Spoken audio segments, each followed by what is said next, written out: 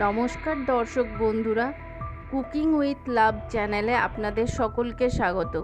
আজকে আবারও হাজির হয়েছে একটা নতুন রেসিপি নিয়ে। চলুন শুরু করা যাক আজকের রেসিপিটা। আমরা এখন একটা বাটিতে হাফ টিস্পুন গোটা জিরে, 1 টিস্পুন গোটা ধনে, 1/4 টিস্পুন গোলমরিচ এবং হাফ টিস্পুন মৌরি নিয়ে এগুলোকে একটা পেস্ট বানিয়ে নিচ্ছি। এখন অন্যান্য উপকরণের মধ্যে নিয়েছি 1 টেবিল চামচ আদা বাটা এবং একটা টমেটো কুচি করে নিয়েছি, আর এর সাথে নিয়েছি 300 গ্রাম মাটন। এখন কড়াইতে 1 টেবিল চামচ সর্ষের তেল এবং 1 টিস্পুন ঘি গরম করে তার মধ্যে একে একে গোটা গরম মশলা যেমন 4টে এলাচ, 4টে লবঙ্গ, দারচিনি, একটা শুকনো লঙ্কা, 1/4 টিস্পুন হিং দিয়ে কয়েক সেকেন্ড নাড়াচাড়া করে নিচ্ছি। এখন আমরা কড়াইতে যোগ করছি মাটন এবং গ্যাসের আঁচ মিডিয়াম রেখে মাটনটাকে 5 মিনিট ধরে আমরা কষিয়ে নিচ্ছি।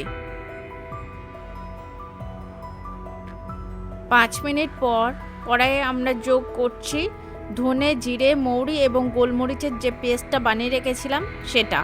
এটা দিয়ে গ্যাসের আঁচ কমিয়ে মাংসটাকে মশলা দিয়ে 5 মিনিট ধরে কষিয়ে নিচ্ছি। এখন আমরা কড়াইয়ে যোগ করছি টমেটোর কুচি এবং গ্যাসের আঁচ আবারও কমিয়ে রেখে ততক্ষণ ধরে টমেটো কষাচ্ছি যতক্ষণ না টমেটো নরম হয়ে আসে। টমেটো দিয়ে কষানোর পর কড়াইয়ে আমরা এখন যোগ করছি আদা বাটা। এই আদা বাটা দিয়ে গ্যাসের আঁচ কমিয়ে রেখে মাংসটাকে আরও 5 মিনিট আদা বাটা দিয়ে কষিয়ে নিচ্ছি।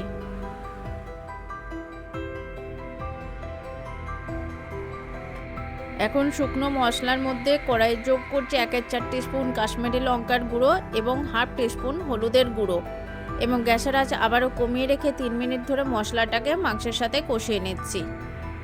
তারপর কড়াইয়ে আমরা যোগ করছি 2 টেবিল চামচ ফ্যাটানো টক দই। গ্যাসের আঁচ মিডিয়াম রেখে প্রায় 3 মিনিট ধরে দইটাকে কষিয়ে নিচ্ছি মাংসের সাথে।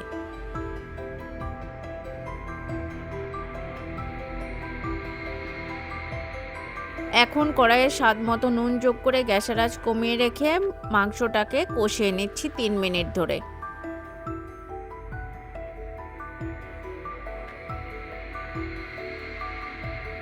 সবশেষে আমরা যোগ করছি 1 টিস্পুন ঘরের তৈরি বিরিয়ানি মশলা অথবা গরম মশলা এবং গ্যাসের আঁচ কমিয়ে রেখে প্রায় 2 মিনিট ধরে মশলাটাকে মাংসের সাথে কষিয়ে নিচ্ছি।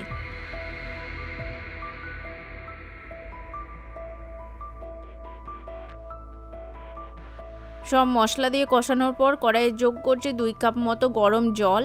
তারপর কড়াই ঢাকা দিয়ে গ্যাসের আঁচ কমিয়ে রেখে প্রায় 40 মিনিট ধরে আমরা মাংসটা কষিয়ে নিচ্ছি, অথবা প্রেসার কুকারে এটা 6টা হুইসেল দিয়েও সেদ্ধ করা যায়। তারপর মাংস কষানো হয়ে গেলে সবশেষে আমরা যোগ করছি 1 টিস্পুন ঘি এবং গ্যাসের আঁচ কমিয়ে রেখে আরও 2 মিনিট ধরে মাংসটাকে কষে নিচ্ছি। তারপর গ্যাস বন্ধ করে দিয়ে 5 মিনিট আমরা রান্নাটাকে স্ট্যান্ডিং রেখে দিচ্ছি। তাহলেই রেডি আমাদের আজকের রেসিপি নিরামিষ মাংস।